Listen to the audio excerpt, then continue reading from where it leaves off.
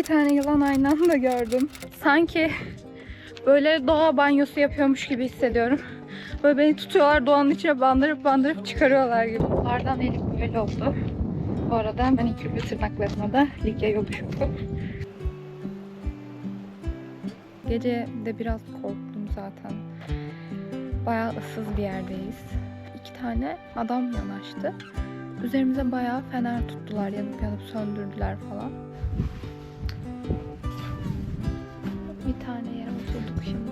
Bu sezonda zaten sadece gözleme yapıyorlarmış. Yürüyüşçüler gözleme çok seviyormuş. Biraz yorulduk ama bu gece antik kentte uyumuş olacağız. Değecek yani.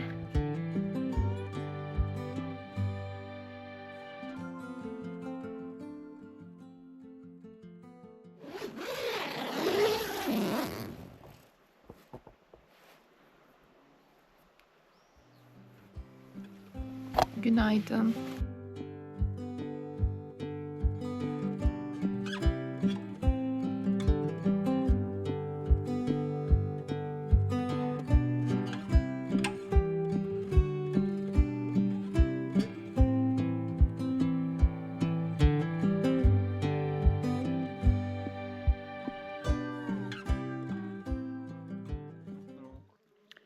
Dün gece aslında temizleyecektik ama gece bayıldık arkadaşlar direkt. Magnezyum falan almıştık yanımıza, onu bile içmemişiz.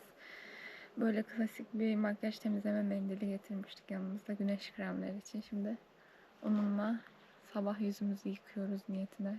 Yüzümüzü siliyoruz. Modern kampçılık.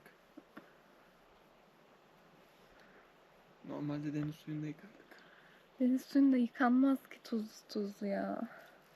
Yaz olsa denize bir tabii atlardık, daha iyi olurdu da. Su buz gibi şu an.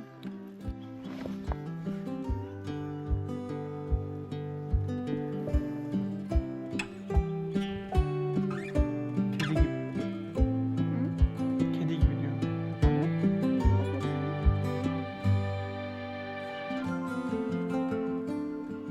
Kulaklarına sürüyor. Bence zaten alırlar. Bilmiyor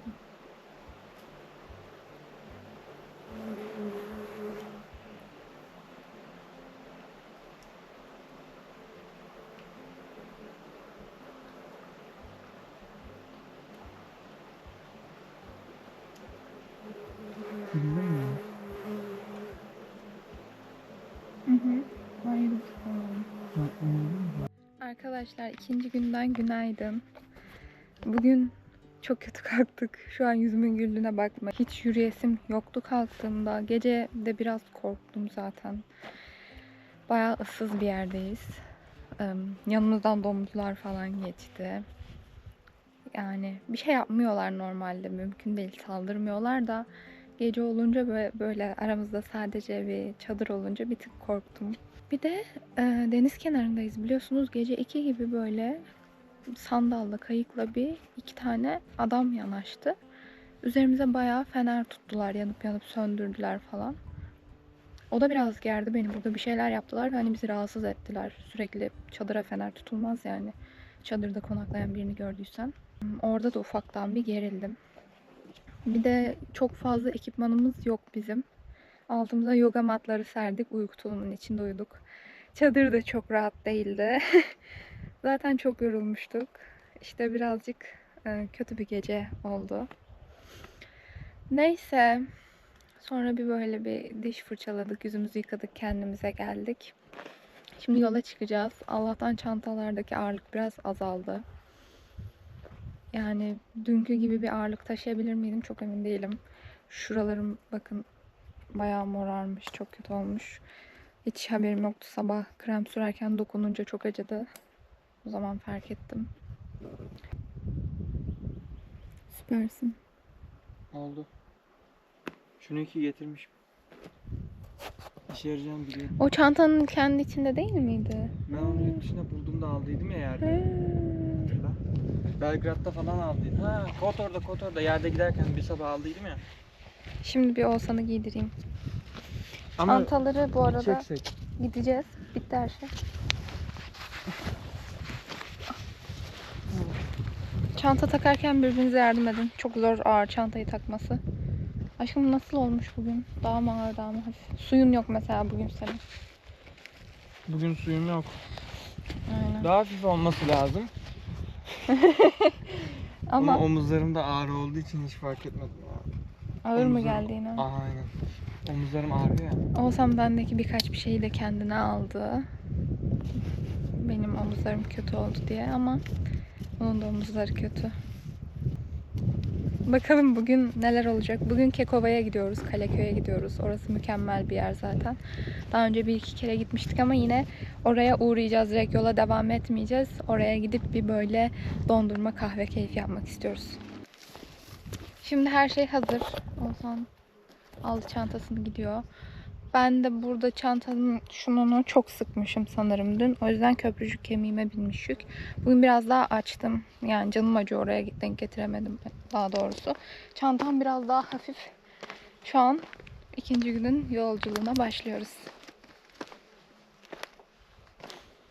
Let's go. Arkadaşlar 2 tane yılan aynı anda gördüm.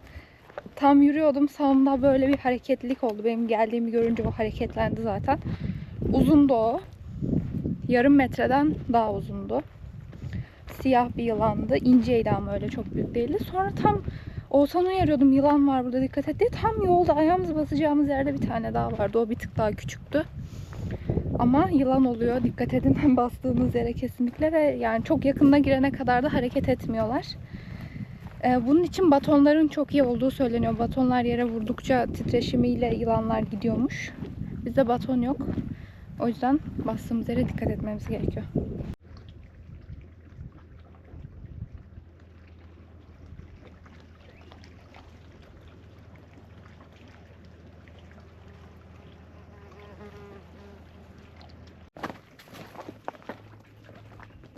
Üzerimde örümcek vuramıyor. Arkamda Yok. falan. Önde var mesela yine bir tane. Hani? Örümcek ağı. Nerede ben? Az ileride parladığını gördüm. Ya örümcek ağı olsun da içinde örümcek olmasın.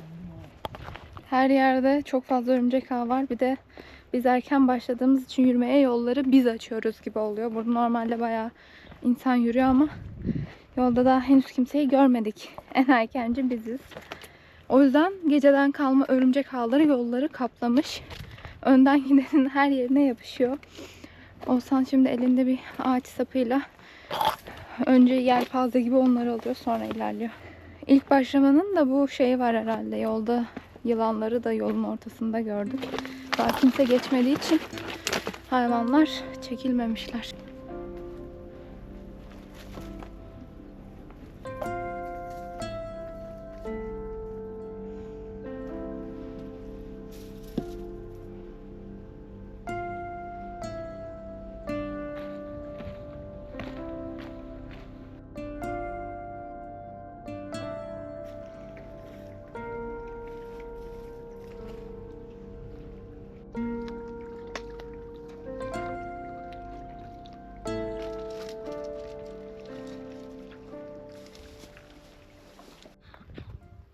Ay yapmışım.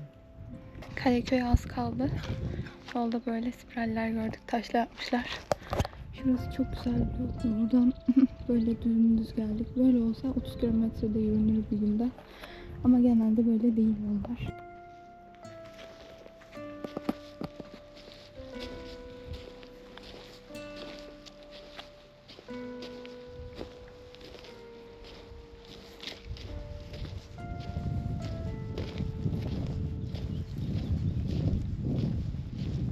Şurada bir tane kale var.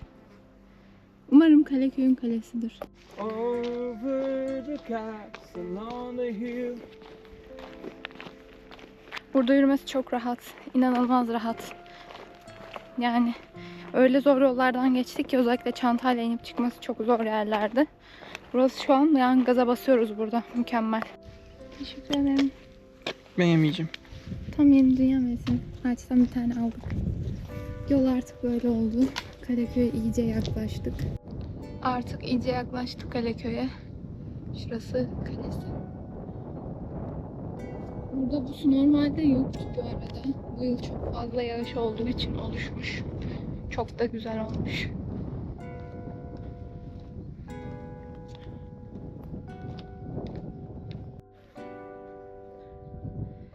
Arkadaşlar az önce gösterdiğim dere şu, buradan çıkmaya başladık.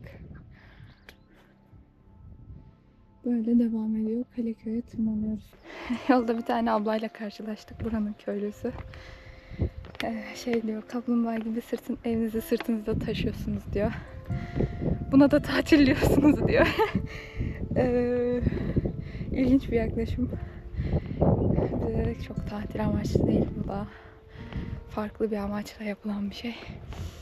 Şey falan dedi. Param varsa tatile giderim, yoksa evimde otururum falan dedi. Hem bir de çadırcıları çok sevmiyoruz. Çok çöplerini bırakıyorlar burada dedi. Lütfen dikkat edelim. Çöpümüzü bırakmayalım yani. Çıktık. Yol üzerinde hep bu lahitlerden var. Kral mezarları.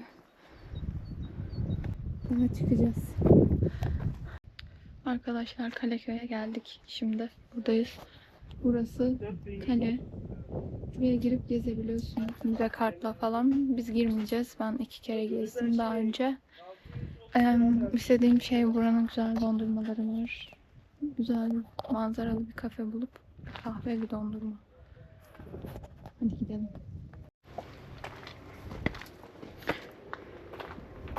Arkadaşlar Kekova çok güzel bir yer ya. Bakar mısınız? Ben bayılıyorum buraya. Tekne turuyla gelirseniz aşağıdan yukarı tırmanıyorsunuz. Yol üzerinde kafe, restoranlar var. Yürüyüş yaparken gelirseniz de yukarıdan aşağı iniyorsunuz. Aşağıda umarım güzel bir yer vardır. İniyoruz da. Birazcık kafeler de şey oluyor.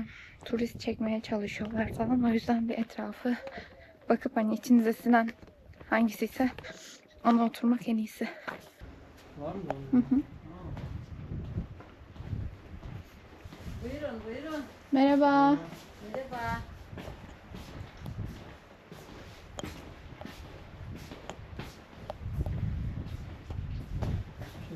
Güzel ya burası. Hoş geldiniz. Hoş bulduk, merhaba. Merhaba canım. Açık mı değil mi tam emin olamadık. Açığız, bir tane açığız. Daha yeni açıyoruz işte. Bir tane yere oturduk şimdi. Bu sezonda zaten sadece gözleme yapıyorlarmış. Yürüyüşçüler gözleme çok seviyormuş. Daha yazın tekne turuyla çok gelen oluyor buraya. Yazın cıvıl cıvıl oluyor. Çok güzel oluyor. Şu an o kadar insan yok. Sadece yürüyüşçüler var. Onlar da genelde zaten gözleme yiyormuş. Hatta yaptırıp yanlarına alıyorlarmış falan. Mekanlar yeni yeni açılmaya başlamış. Biz oturduk, gözlememizi söyledik. Şöyle bir tane de soda söyledim hemen. Oh yani. Arkadaşlar gözlemelerimiz geldi. Of, gözümde yemek tutuyor ya. Yolda şey olmuyor yani, kuru kuru. Sürekli ceviz yemek hiç iyi olmuyor. Oturduğumuz yer burası. Çok güzel olmuş. Bayıldım. Güzel Afiyet mi? olsun. Ellerine Aa, sağlık. özlemişim. Evet, köy gözlemesi o. Hı hı. Tekne turları başlamadı herhalde. Başladı başladı. Tekne turu her zaman oluyor. Yaz kış fark etmiyor. Biz geldik 1-2 kere tekne turuyla. Çok kalabalık oluyor. Herkes birden inip dağılınca böyle. Gözleme dedim. Gözleme otlu peynirlidir. Patatesin zaten tadı yok. Hmm. Ne tat olabilir ki gözlemede? Ben onun içine bol bol ne bileyim her şey koyuyorum ama yine tadı yok.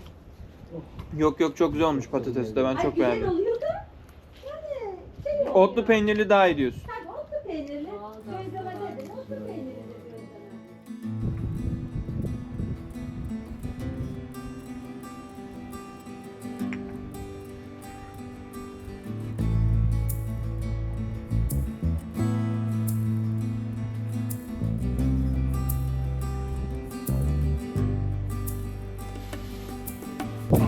Ama diyor ki en doğru o keskin kayalar var. Çok doğru.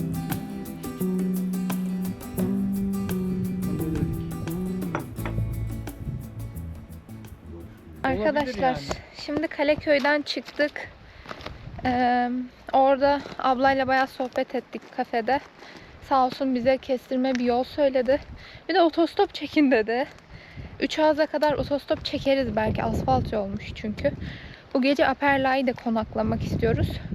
Oraya varışımız 9'u bulabilir. Şu an saat öğlen 1. 7 gibi varabileceğimizi düşünürsek otostop çekmek istemiyoruz ama 9'a kalırsa oraya da varmak için çekebiliriz. Gözleme yedik, kahve içtik falan. Çok iyiydi ama hani insan rahat alışınca yürümek daha da zoruna gidiyor. Ama olsun, enerjimizi topladık. Bayağı iyi bir haldeyiz şu an. Çok rahat ettik yani. Şimdi Kaleköy'den tekrar trail'ımıza, kendi Likya yolumuza dönüyoruz.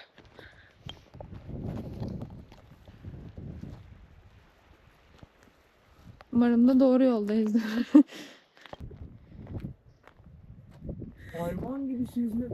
Şu kadar sivrisinek vardı bacağımda. Evet, benim de yiyorlar. Üstümdeki kalın tayttan bile sinekler gelip beni yiyor. Yani yazın burada gezilmez bu arada. Yazın çok daha börtü böcek oluyor ama şu anda da çok fazla var. Tekrar yolumuza döndük. Restorandaki teyzenin söylediği yol doğru çıktı. Direkt Kral Mezarları'nın oraya çıktık. Şimdi burada tekrar yolumuza girmiş olduk. Yürümeye devam.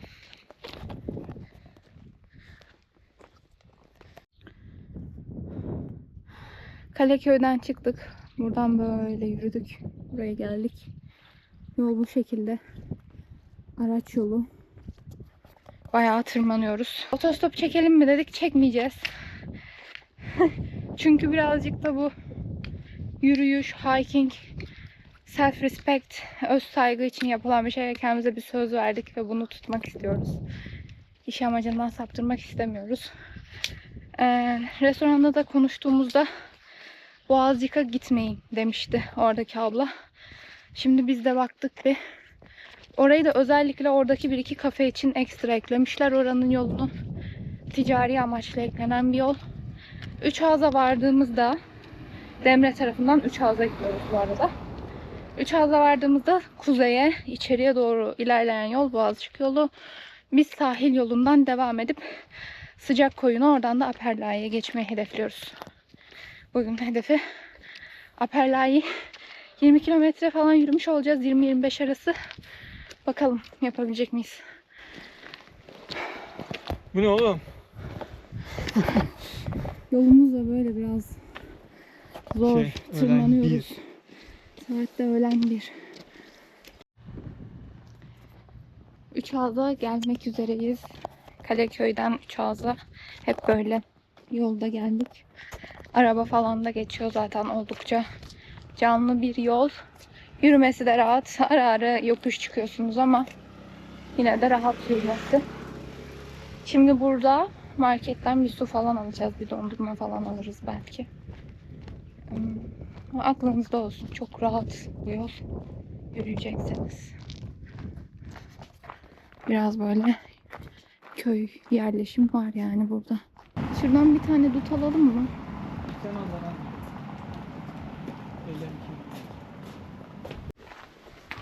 Yok artık.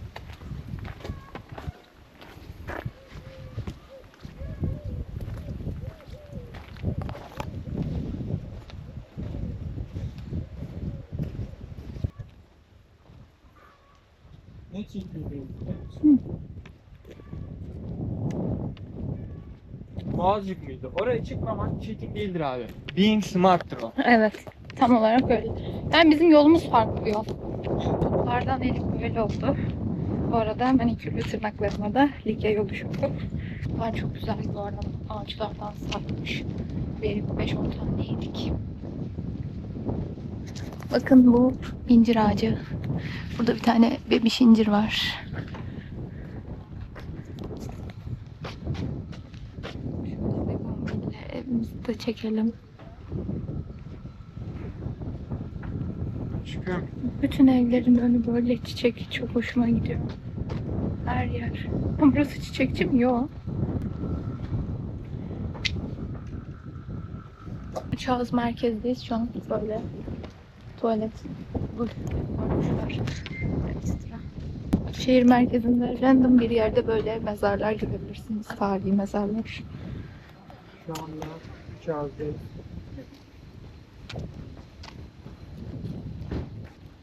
Burada da bir kafede oturulur aslında da.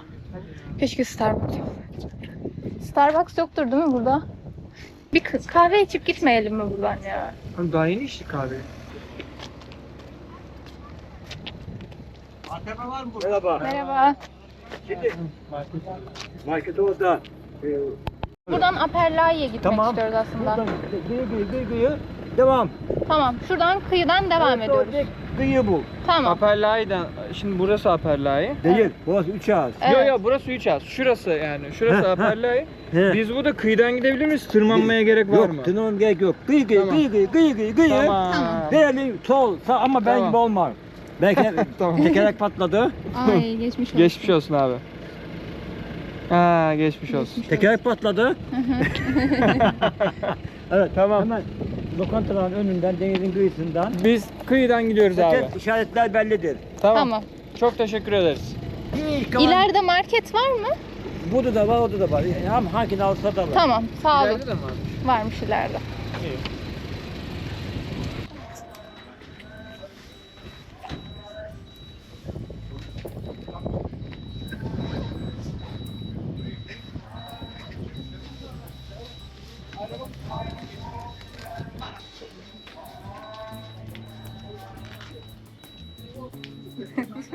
Çek dedin. Ne yapayım?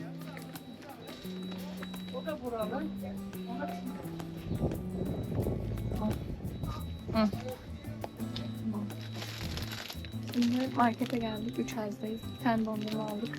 Sularımızı da fullledik. Aperlai'ye kadar başka hiç market yokmuş. 4 tane 1,5 litrelik su aldık. Yola koyuyoruz. Şimdi çantam çok hafifti. Şimdi 4,5 kilo daha geldi. Şuralarıma bir şeyler koydum. Çok yıpranmış çünkü derim. Dondurma aldık. Bu Magnum da yeni çıkmış herhalde. Yola koyuyoruz.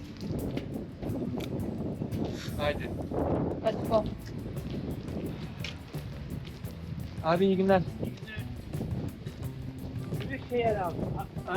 Kaleköy'de karşılaştık. Evet biliyorum. Hadi görüşürüz. Sağ ol. Yol çok güzelmiş evet. 3 Ağız'dan çıktık. Aperlai'ye doğru gidiyoruz. Full böyle kıyı şeridinden gideceğiz Aperlai'ye.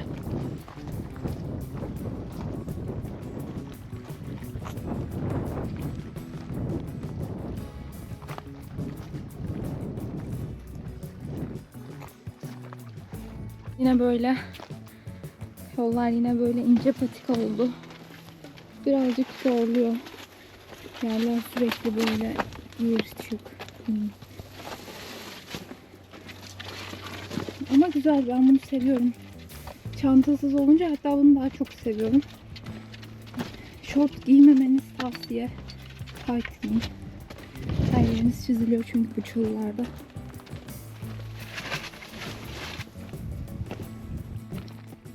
Arkadaşlar küçük bir mola verdik. Aslında daha yorulmamıştık ama Musa'nın ayağı biraz sürtmeye başlamış. Bu sürtme için de yanınıza vazelin almanız gerekiyor. Ayak böyle sürttüğünde, hatta sürtmeden sürteceğini anladığınızda su toplamaması için parmak aralarına, işte ayak tabanına falan vazelin sürmek gerekiyor. Sürtünmeyi minimuma indirmek için. Zaten pamuklu çorapta hiç önerilmiyor yürüyüş için. Polyester spor çorabı almanız lazım.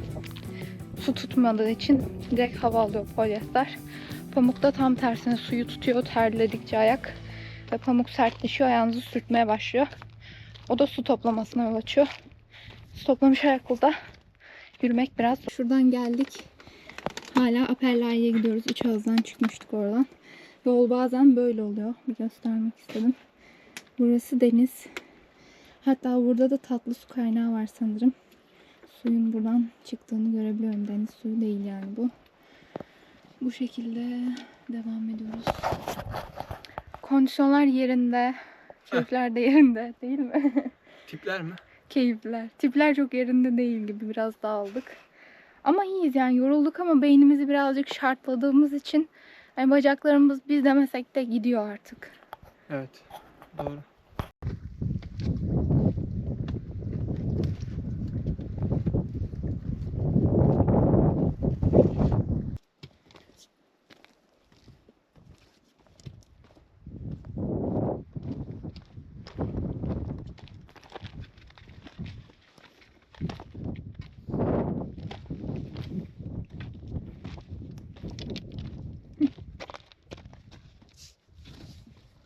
Oh. Yol biraz zorlaştı arkadaşlar. Düz değil. Yol harbiden zorlu ya. Şakası yok bu işin.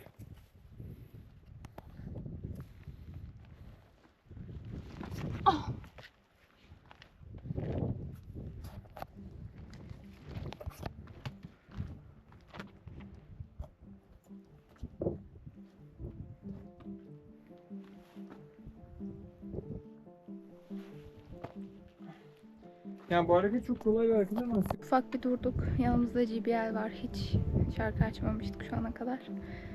Bir şarkı açıp yola Slow öyle mu? devam edeceğiz. Slow iyi gider. internet çekme. Hiç mi?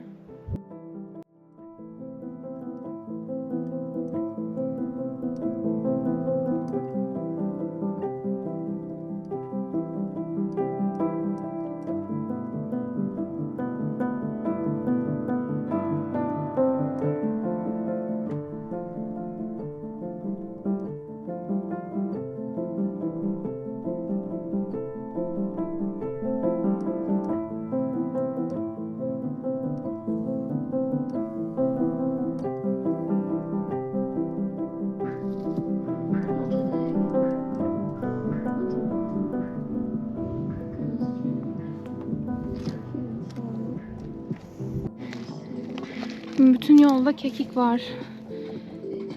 Toplamak istiyoruz ama taşımak da istemiyoruz. Kaş'a yakın bir yerde de buluruz herhalde. Sadece bir iki tane alacağız. Çok güzel kokuyor.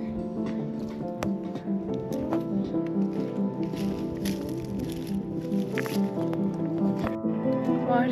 Koyalım bana. O kadar güzel kokuyor ki.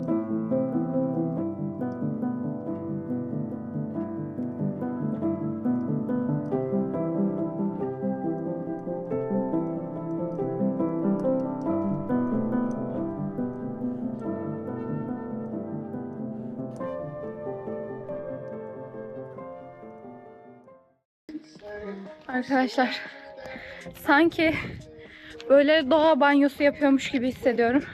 Böyle beni tutuyorlar, doğanın içine bandırıp çıkarıyorlar gibi. Her yer dağ, taş, toprak, hayvanlar. Bugün yılan falan gördük. Denizin içindeyiz. Yani her türlü doğa deyince aklınıza ne geliyorsa şu an tam onun içindeyiz. Ve onu yaşıyoruz. Az önce topladığımız kekikler sırt çantamda. Ara ara rüzgar estikçe kokuları falan geliyor. Muazzam. İyi video. Arkadaşlar, bayağı tırmanıyoruz şu an. Dağa tırmanıyoruz yani. Deniz kenarından yukarı doğru çıkmaya başladık. Böyle. O denizden gelmiştik. Bayağı dağa tırmanıyoruz yani.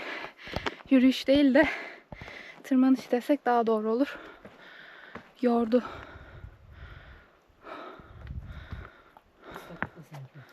Ufaktan da yağmur başladı.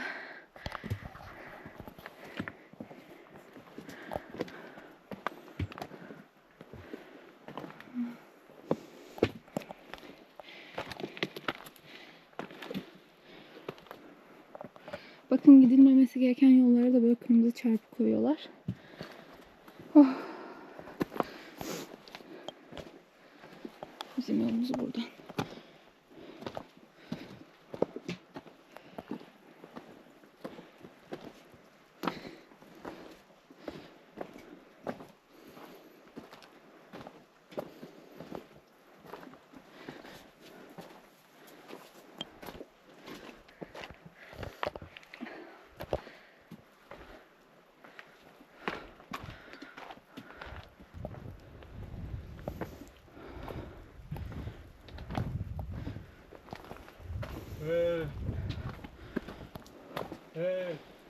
Bayağı ormanın ortasındayız. Arkamda da bir tane ayı var.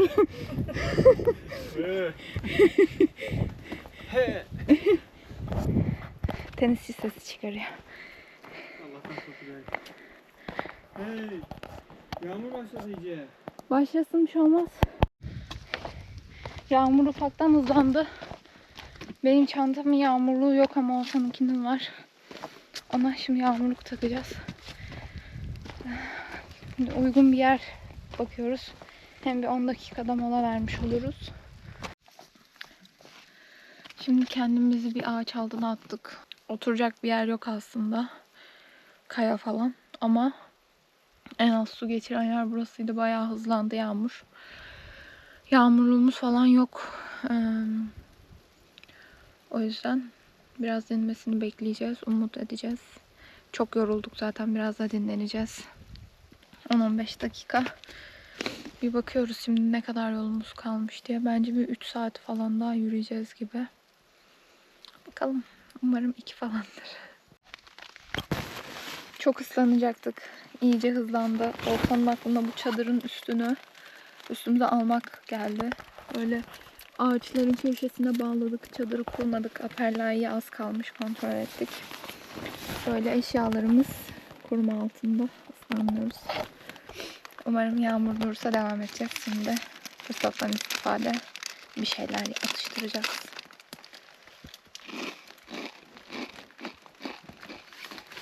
Babe, how do you feel? İyi misin?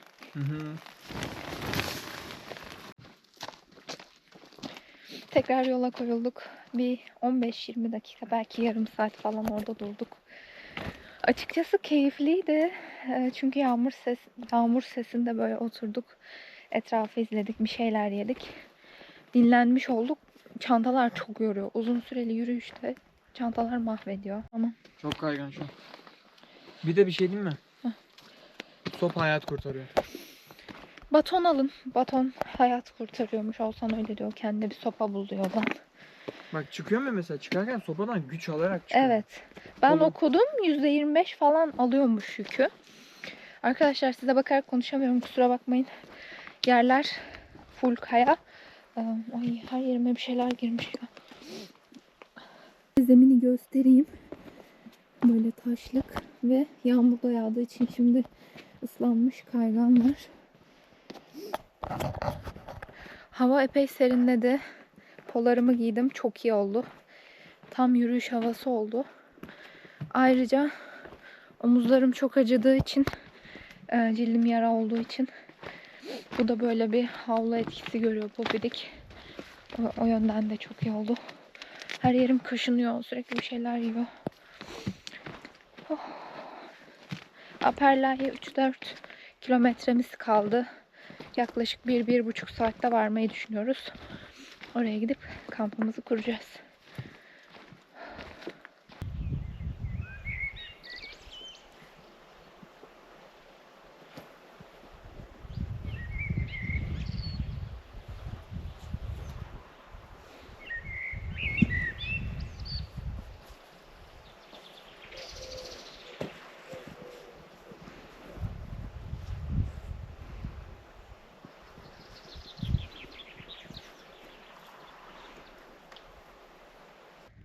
Bayağıdır yürüyoruz. O yağmurda mola verdiğimizden bu yana 1 saat rahat geçti. 1 saatte Aperla'ya varırız diye düşünüyorduk. Ama varamadık. Daha sanırım 1 saat falan var. Aslında yavaş da yürümedik, yani iyi yürüdük. Yolda bir ekiple karşılaştık. Dediler ki hızlı giderseniz Üzümlü iskelesine varırsınız. Önce biraz başı dönmüş çocuğun yürümekten. Mümkün değil yani, Üzümlü iskelesi nerede kaldı? Daha var oraya bayağı. Yolda çok fazla insan oluyor. Merak ettiklerinizi onlara sorabilirsiniz. Gelen giden, işte ne kadar kaldı, yol nasıldı falan diye. Bayağı yardımlaşma oluyor yolda. Şimdi böyle çok düzlük bir alandayız. Oh.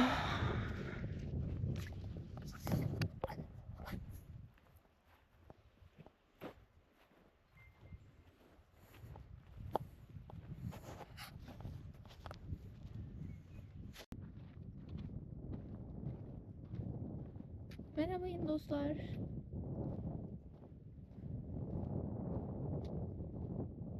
Oh, afiyet olsun.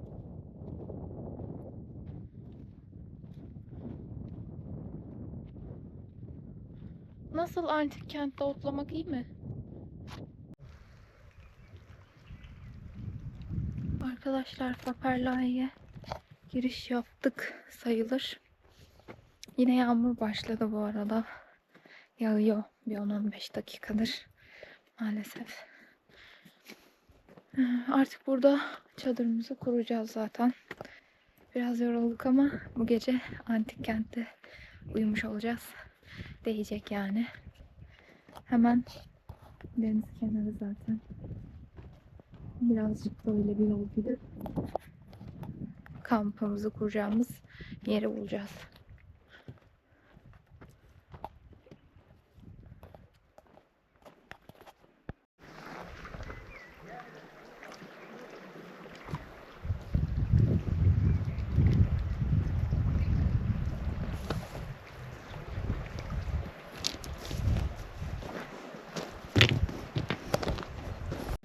Arkadaşlar her yerimizi böcekler yedi. Benim taytım kalın.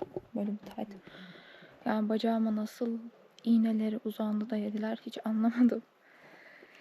Yanımızda sinek kovucu getirmiştik.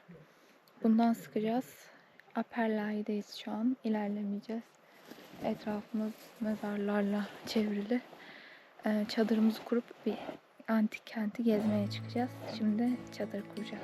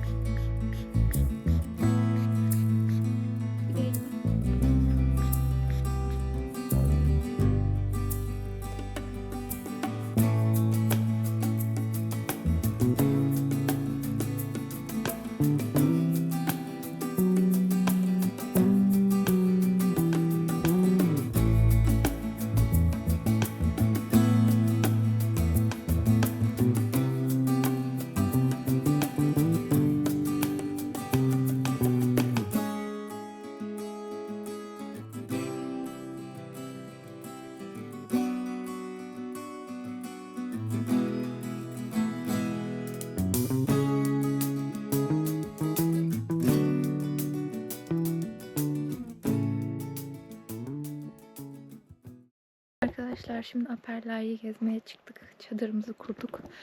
Şöyle size de göstereyim. Burası küçük bir liman kenti. Gümüş sikkeler bulmuşlar buraya ait. İlk buluntular o zamandan. Ve çok iyi, burada bir birlik varmış. Likya Birliği ve Aperlay'da o 4 şehirden biri. Etraf böyle. Ormanın içi. Hemen şurada da deniz var zaten. Denizden önce Likya'nın klasik mezar taşları.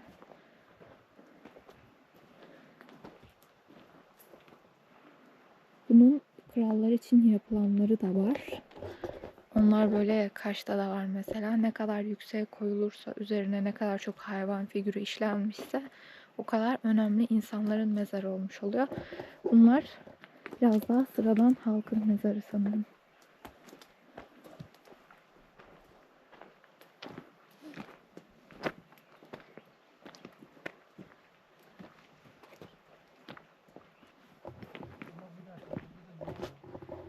Şöyle alfabelerini de görebilirsiniz. Antik Yunan alfabesine benziyor. Ama bazı harfler farklı. Gel gidelim adamlarla. Oo, bak burada çökmüş bir yer var. Orada yol gördüğüm gibi oldu çünkü ben de. Şuradan da geçebiliriz şurayı gezmek için.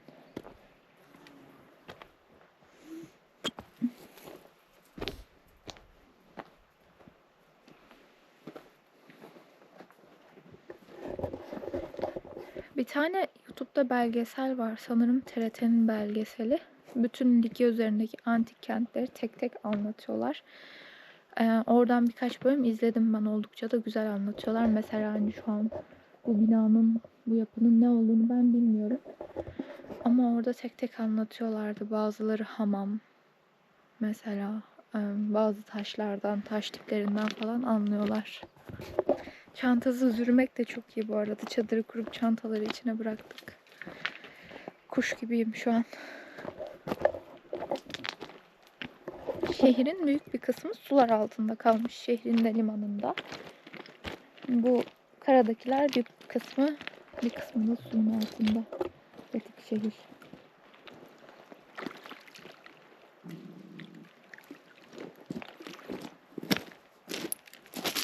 Sabah denize girer miyiz burada? Sanmıyorum.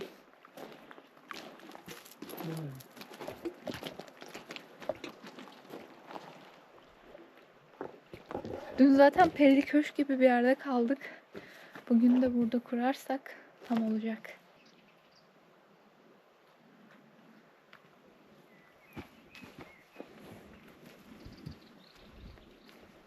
Biraz daha mezar.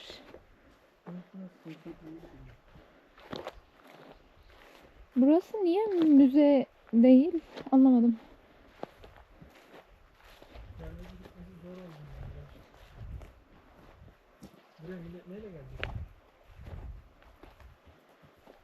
By walk.